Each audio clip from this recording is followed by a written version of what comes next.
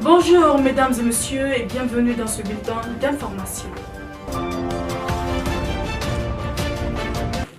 Un incendie s'est produit dans la nuit du lundi 19 octobre 2020. Le feu a ravagé une partie du grand marché de Fria, dont plusieurs boutiques. Le commentaire, c'est avec Gariatou Kanté. C'est un incendie à source inconnue qui a frappé le grand marché de Fria. Ce lundi, aux environs de 20h, 8 boutiques de commerçants ont pris feu. À l'intérieur, des appareils électroniques, des sacs de riz, des bidons d'huile et plusieurs autres denrées alimentaires. Ici, c'est un sentiment de tristesse, de désastre qui se lit sur le visage des victimes. Une forte somme d'argent, des marchandises de valeur, tous partis en fumée. Comme toujours, les autorités étaient en place pour faire le constat de la situation. Des citoyens en larmes qui compatissent à la douleur des victimes. Ne sachant pas la valeur exacte de ce qui est perdu, ces commerçants concluent qu'ils sont redevenus pauvres. Tout est perdu. Ils demandent de l'aide aux autorités et aux personnes de bonne volonté. Selon d'autres témoignages, un court-circuit serait à l'origine.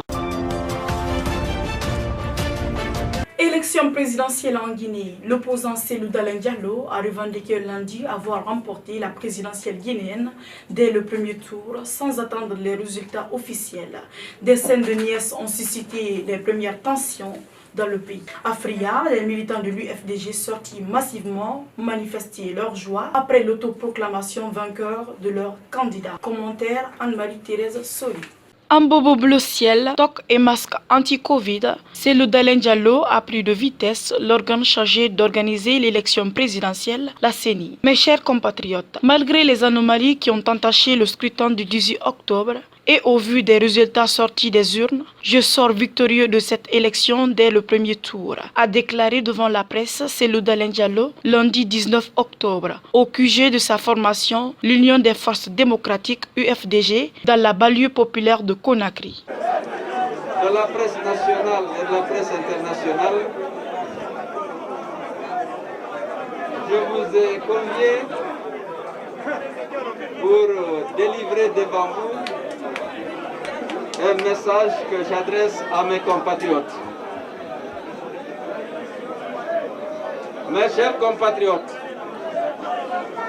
malgré les anomalies qui ont entaché le bon déroulement du scrutin du 18 octobre et au vu des résultats sortis des urnes, je sors victorieux de cette élection dès le premier tour.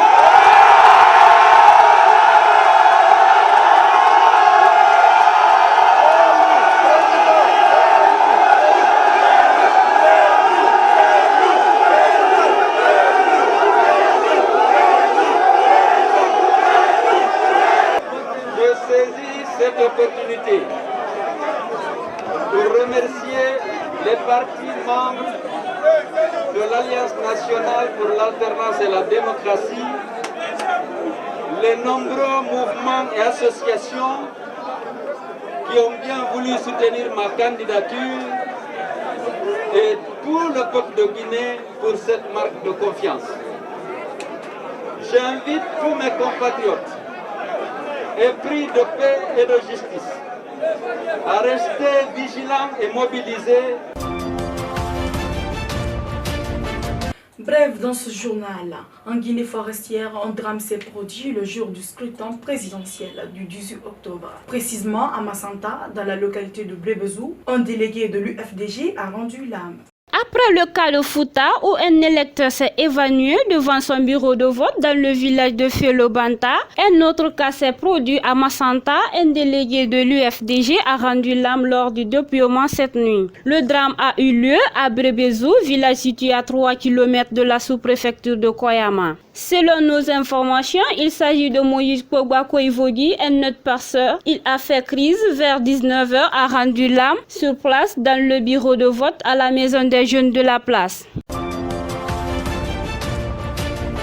Bravoure d'un enfant, trophée pour un jeune nageur de 12 ans, Christophe Malo a fait le parcours de 40 km à la nage en Martinique. Suivez le reportage de l'enseigné Kourouma.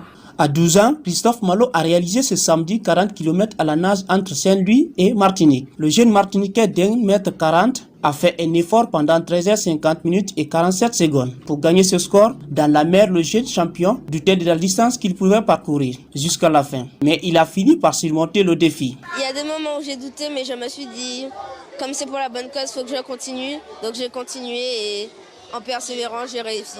C'était pour une bonne cause. Octobre Rose, un mois de sensibilisation au cancer du sein. Il devrait rendre hommage pour les personnes atteintes et celui de sa maman. Cette bravoure qu'il a préparée pendant 2 ans a été suivie pas à part par son père. Je vais dire qu'il était vraiment en mode guerrier. Il le voulait, il y a longtemps qu'il voulait le faire et il avait une surmotivation et il a réussi.